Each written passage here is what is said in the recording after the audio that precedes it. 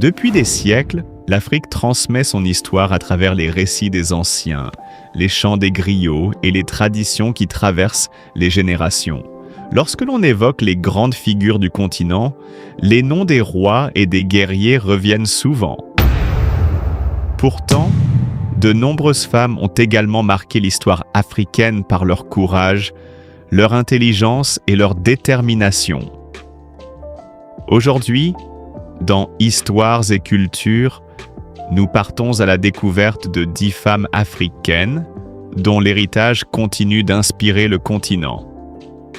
Notre voyage commence au Sénégal avec Aline Sitoé Diatta. Dans les villages de Casamance, au sud du Sénégal, la nature occupe une place centrale dans la vie quotidienne. Les traditions diolas rythment les saisons, les récoltes et les cérémonies. C'est dans cet univers qu'Aline Sitoé Diatta grandit. Très tôt, elle observe les difficultés imposées par la domination coloniale. Les habitants voient que leur liberté limitée et leurs ressources contrôlées.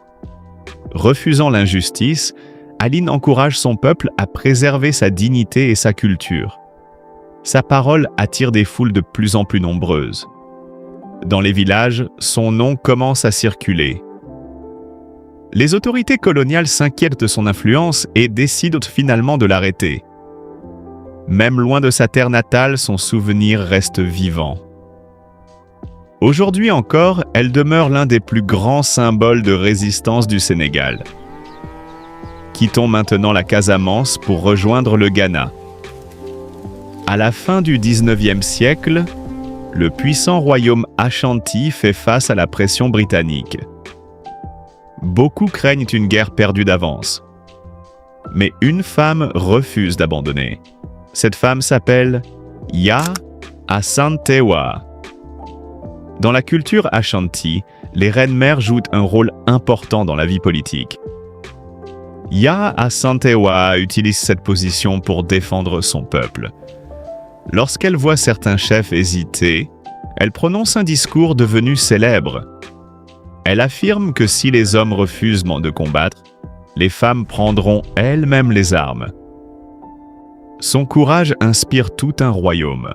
Même si la résistance est finalement vaincue, son nom devient un symbole de bravoure dans toute l'Afrique de l'Ouest. Notre voyage nous conduit ensuite en Angola.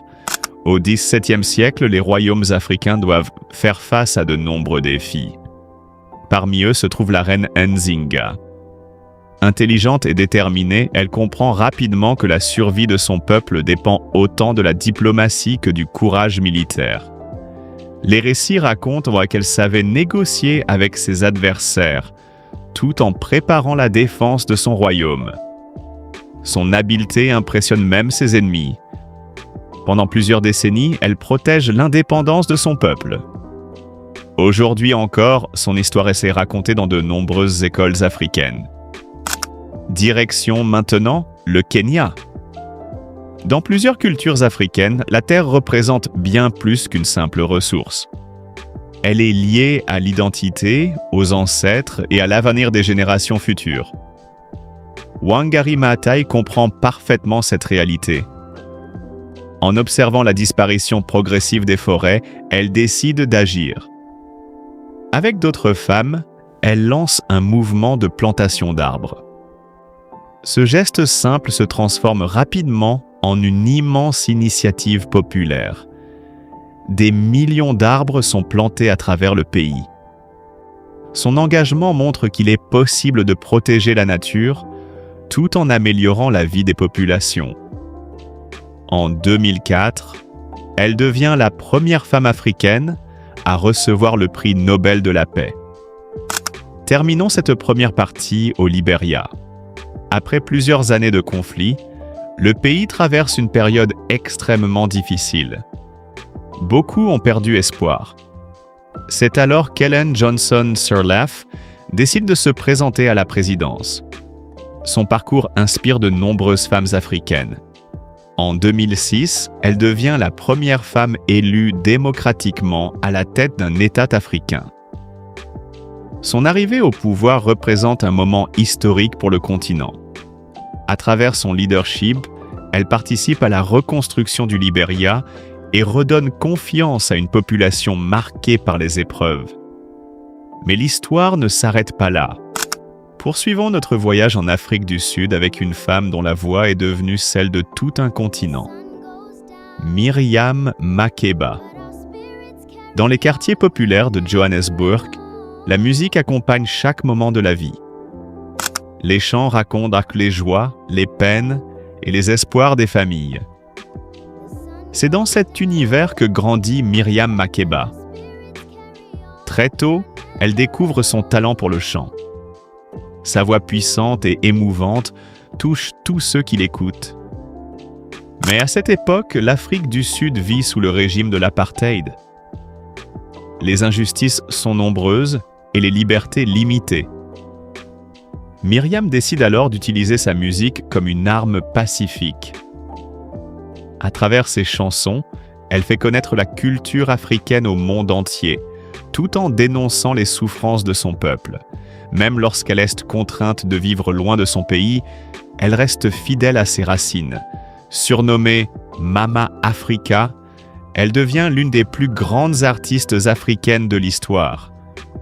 Quittons maintenant l'Afrique australe pour rejoindre le Nigeria. Dans les marchés animés et les grandes villes du pays, les femmes jouent depuis longtemps un rôle essentiel dans la société.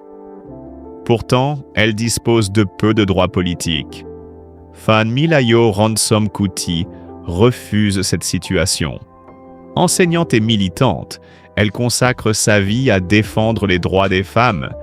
Elle organise des réunions, sensibilise les populations et encourage les femmes à prendre leur place dans la société. Son courage impressionne de nombreuses personnes à travers le pays. Grâce à son engagement, elle devient l'une des figures majeures du combat pour l'égalité en Afrique. Notre voyage se poursuit au Mozambique avec Graça Machel. Depuis son enfance, elle croit profondément au pouvoir de l'éducation. Pour elle, chaque enfant mérite la possibilité d'apprendre et de construire son avenir. Tout au long de sa vie, elle œuvre en faveur des enfants touchés par la pauvreté, les conflits et les difficultés sociales. Son travail humanitaire lui apporte une reconnaissance internationale. Pourtant, elle reste fidèle aux valeurs africaines de solidarité, d'entraide et de respect de la communauté. Revenons maintenant au Sénégal. Parmi les grandes figures de la littérature africaine se trouve Mariama Ba. Passionnée par les livres et l'enseignement, elle comprend très tôt que l'écriture peut devenir un puissant outil de réflexion. À travers ses romans, elle raconte la vie quotidienne, les traditions, les relations familiales et les défis auxquels font face de nombreuses femmes africaines. Son œuvre permet de mieux comprendre certaines réalités culturelles du continent, tout en donnant une voix à celles qui étaient souvent peu entendues. Aujourd'hui encore, ses écrits continuent d'inspirer des lecteurs dans le monde entier. Terminons ce voyage au Mali avec Aminata Dramane Traoré. Intellectuelle engagée, elle consacre une grande partie de sa vie à réfléchir sur l'avenir de l'Afrique. À travers ses discours et ses ouvrages, elle encourage les Africains à préserver leur identité culturelle, tout en participant activement au développement de leur continent. Son message est simple. L'Afrique possède les ressources, les talents et les traditions nécessaires pour construire son propre avenir. Ainsi s'achève notre découverte de 10 femmes africaines exceptionnelles.